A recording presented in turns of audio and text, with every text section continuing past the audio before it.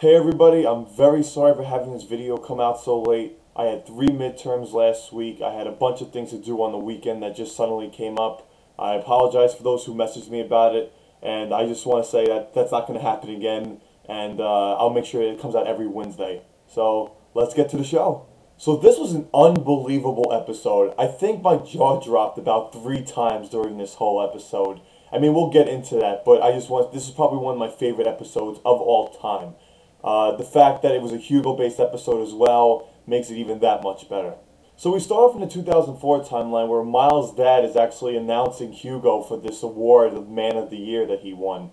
They go through like these little slideshows of little fat baby Hugo, and Hugo, is accepting yet another award. And his mother is like, I guess, getting used to the scene because she's not too enthused for him, and she actually wants him to start dating because it's the one thing that Hugo hasn't accomplished yet. So she lets Hurley know that he has a date tomorrow night, whether he likes it or not. And Hurley says that, he's not afraid of going on dates and that he actually accepts it. Obviously wants to meet somebody and he wants to do something other than make money and be popular. So now we're in the 2007 timeline where Hurley is now visiting Libby's grave. We know that they were kind of boyfriend-girlfriend before she died when Michael shot her. And, he still misses her, he still wants to be with her. And all of a sudden we hear whispers and Michael appears. And Hurley's not really surprised to see him because he's seeing every other dead person. And then Michael starts to scream, "Walt! Walt!" Okay, he doesn't do that. But it would have been funny if he did. So on a serious note, Michael tells Hurley that he has to stop them from blowing up the plane because people are going to die if they do so, or something along those lines. And Hurley's like, why should I listen to you, dude? And Michael's like, oh, because everybody's listening to you now, Hugo. You have a voice and everything. So Hurley takes this into consideration and he starts to think of a plan. So we get to Ileana and Richard and they're talking and Ileana's holding the dynamite and she says that Richard knows what to do and if Richard's plan is to blow up this plane, then that's exactly what they gotta do. Hurley's trying to convince Richard and Ileana that it's a bad idea because he's taken Michael's advice. As soon as Ileana gets away from everybody, boom! Everything explodes, Ileana's gone.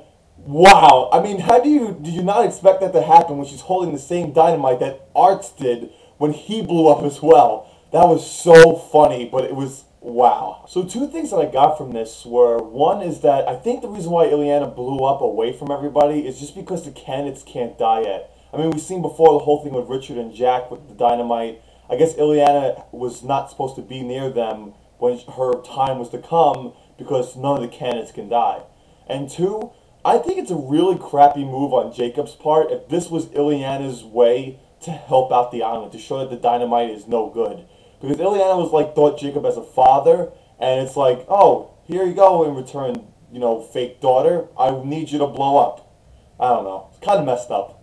So we're back in the 2004 timeline where Hugo is waiting for his date, Rosalita, and he's waiting there, he's eating a whole thing of chips by himself, and all of a sudden Libby comes up to him.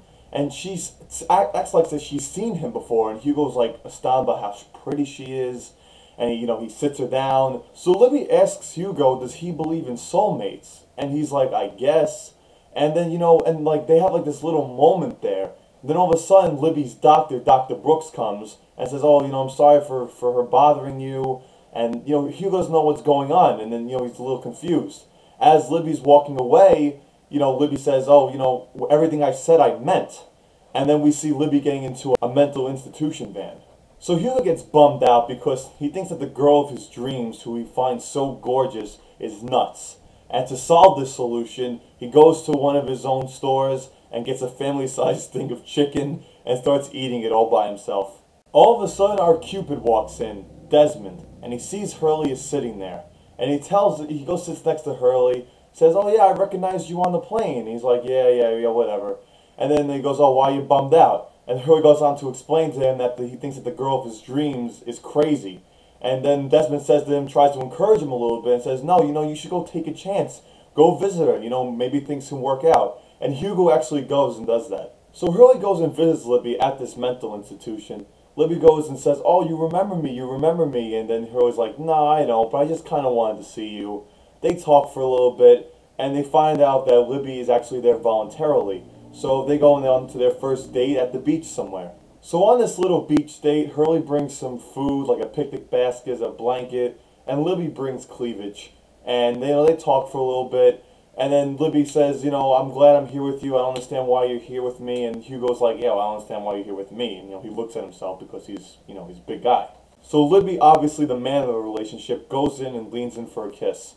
And as soon as they kiss, Hurley gets back these memories, and he sees Libby, and they're on the island. And he says, dude. And he winds up saying, I think I remember you. And Libby's like, oh, I'm not crazy. And then, they're very happy. And then all of a sudden we see Desmond's in the back. And as his little Cupid does his little smirk, and he drives away. See, now it seems to me that, love is going to be the answer to this whole timeline. They're going to get Jack and Kate together. They're going to bring back everybody who loved each other. And it's just going to build up. The island's going to come back up, and I think the two timelines are going to combine. Just seems like all you need is love. 'Cause all you need is love. Do do do do do. All you need is love. Yeah. I hope nobody else used that in their video. And I know I'm a horrible singer. So now we're back in the 2007 timeline where Hugo is trying to convince everybody to not go with Richard to blow up the plane. He says that, oh, Jacob's over there. He says that we have to go talk to Locke. But he's obviously lying. Richard sees that he's lying. And we also find out that Jack knows he was lying. So Jack, Hurley, and Son, and Lapidus, they follow Hurley to go over to find Locke. Ben, Miles, and Richard go to Dynamite to go and blow up the plane. So now we have our Losty heroes going two separate ways.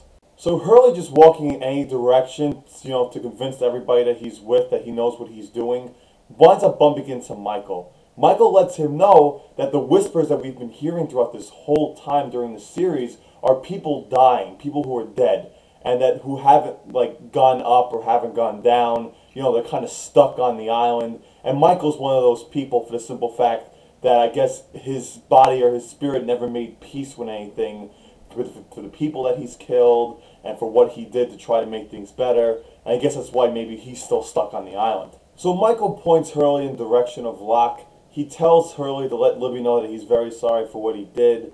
Hurley and them go and meet Locke. And you can actually tell that Hurley's being a real leader right now. I remember saying this earlier, I guess a couple of episodes ago, that I thought it was going to be Hurley. Maybe I didn't say in one of my videos that I thought Hurley would be the one to replace Jacob. And you can tell that Hurley's been a very big leader. So Hurley tells Flock to not hurt anybody who he's with. And in return, they won't do that to them. And Flock's like, alright, you have my word. Sun comes out, Lapidus comes out. And when Jack sees Locke and Locke sees Jack, Locke says to him, hello, Jack. Doesn't acknowledge anybody else. And he puts on a little smirk on his face. And Jack actually looks really scared. I wonder what that's about. So before all this happened, we also see that Saeed brings Desmond to Flock. They go, Flock and Desmond have a little talk. They go and walk a little bit. And then Flock lets Desmond know, does he know why he's here? And Desmond has no idea. He was kidnapped. He really has no answers for Flock. So Flock is trying to, give this relaxing mood about this swell that they approach. And then as we know already, Flock throws Desmond down there. And I'm not really talking much about it because we know that Desmond lives from the promo. I guess Flock can't kill Desmond like he kills other people because he's the constant or whatever.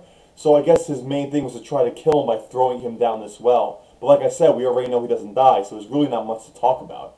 I wonder how Desmond's going to get out or what he's going to do, though. That should be interesting.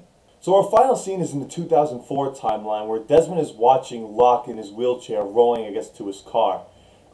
Ben, the teacher, sees this pedophile sitting in his car, watching the kids. He approaches Desmond, and Desmond's like, oh no, I'm thinking about going to school for my son. Ben recommends it. Desmond's like, alright, have a good day. Then Desmond speeds and nails John Locke. Oh my god. So Desmond drives away, and we see that John Locke is convulsing on the floor. I think the reason why that happened was because when he hit him like that, he kind of got knocked back into the 2007 timeline. Kind of with the whole Hurley and Libby kissing thing. And I'm thinking that John Locke actually now remembers what happened. Because John Locke looked really similar from when he got pushed out of the window by Anthony Cooper during the actual 2007 timeline. Looked like the blood was in the same spot too. Tomorrow's episode, unfortunately I have to say it like that, is called The Last Recruit. I think what's going to happen is they're going to rescue Jin. I think he's going to be the last recruit because everybody is now together. And I don't know what the heck is going to happen, but I can't wait for tomorrow's episode. Guys, thank you very much for tuning in. Again, I really am sorry for being so late on the video. A new video will be posted on Wednesday, this Wednesday, not next Monday. And I will talk to you guys later. Rate, subscribe, and comment. Thanks.